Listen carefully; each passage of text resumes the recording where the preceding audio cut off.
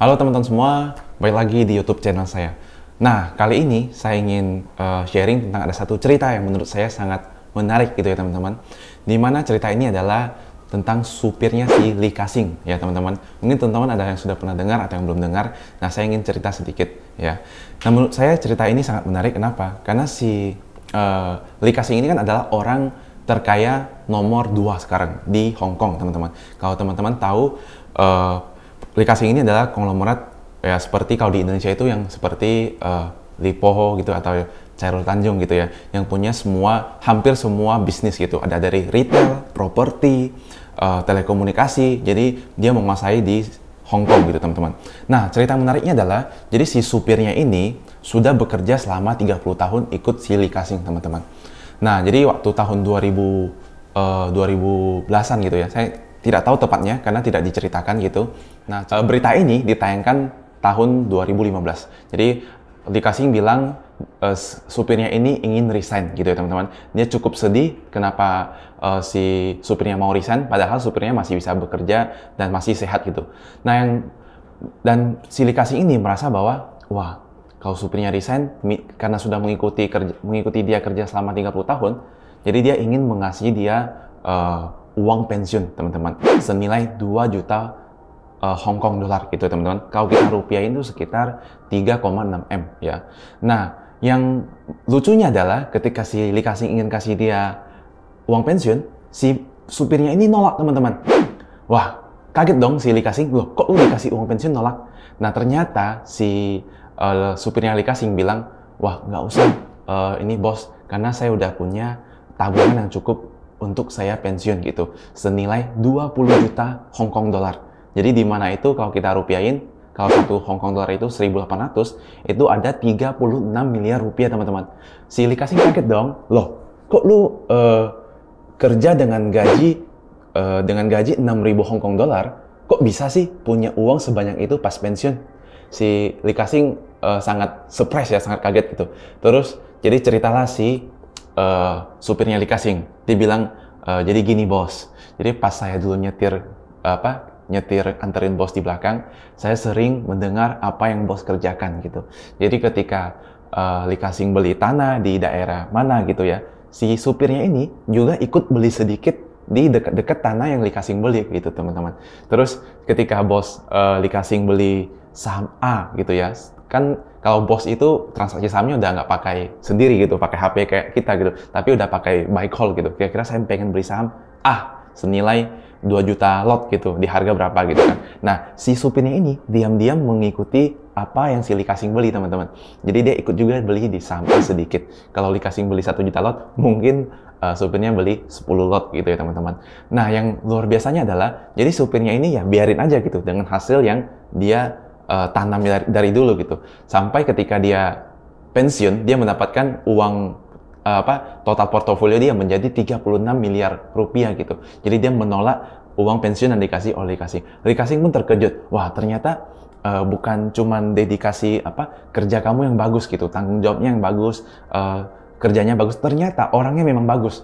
Jadi orangnya memang mau belajar sampai diam-diam mengikuti apa yang Lee Ka-shing lakukan, dia juga follow lah apa yang bosnya lakukan gitu. Nah, dari cerita ini menurut saya sangat menarik untuk diceritakan kepada teman-teman, karena ada kesimpulan yang ingin saya simpulkan untuk teman-teman ya, beberapa poin yang menurut saya sangat menarik. Jadi si kesimpulan pertama adalah kita harus mau belajar teman-teman. Jadi si supirnya ini, anggaplah kalau supirnya cuek gitu, nggak mau belajar atau nggak mau tahu. Pas dia setirin, bosnya bilang beli saham, bodo amat, nggak mau tahu. Ya dia nggak akan bisa ikutin beli saham A gitu.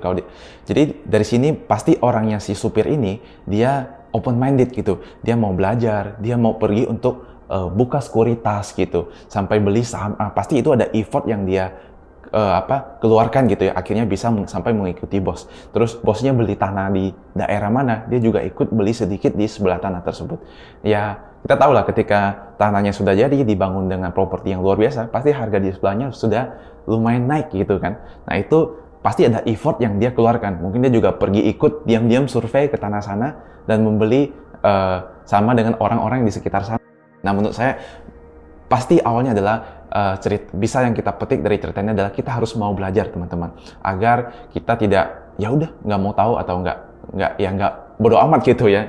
Terus yang kedua adalah kita harus punya mindset yang benar gitu teman. Pasti juga menurut saya hasilnya juga akan lebih baik gitu teman-teman, karena kita sudah mengikuti yang benar, kita yang benar, hasilnya juga akan benar gitu teman-teman.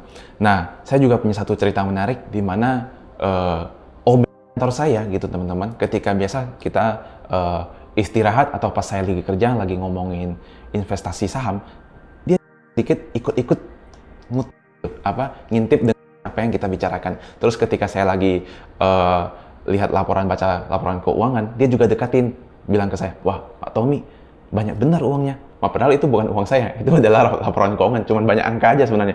Nah, dia juga mau belajar, dia tanya kita bagaimana cara menganalisanya, bagaimana sih cara belinya sampai buka akun segala macam. Saya bantuin untuk cara buka akunnya, cara analisanya, cara membaca laporan keuangannya, agar dia bisa sudah ngerti, dia bisa pelajarin sendiri lagi gitu teman-teman.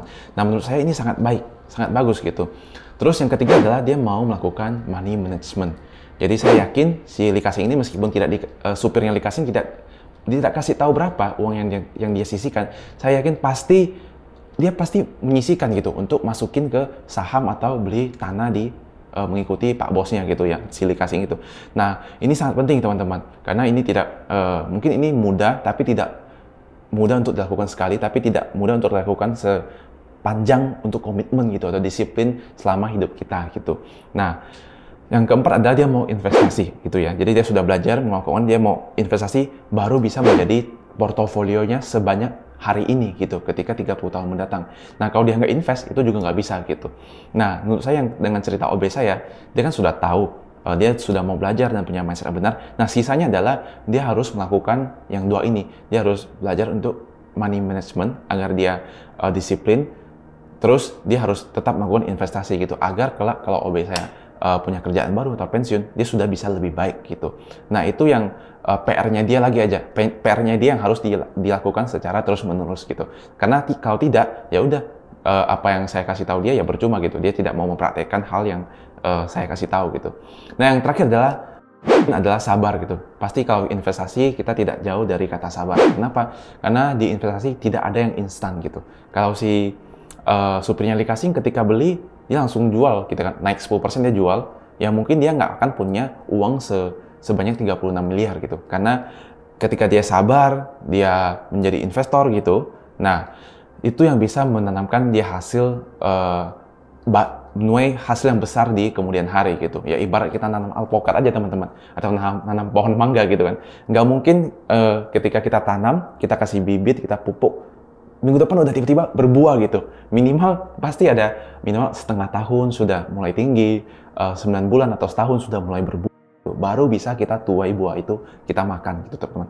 Nah, itu yang harus kita tanamkan di dalam diri kita atau mindset kita teman-teman. Karena tidak ada yang instan, mie instan aja harus diproses gitu, dimasak gitu ya. Nah, semoga dari cerita ini bisa menginspirasi teman-teman, mau di profesi apapun, semoga teman-teman bisa memulai untuk belajar seperti supir Likasing gitu ya teman-teman, agar kita bisa menjadi lebih baik di kemudian hari. Sekian video kali ini, semoga bermanfaat. Saya ucapkan salam tambah sehat, tambah kaya. Thank you.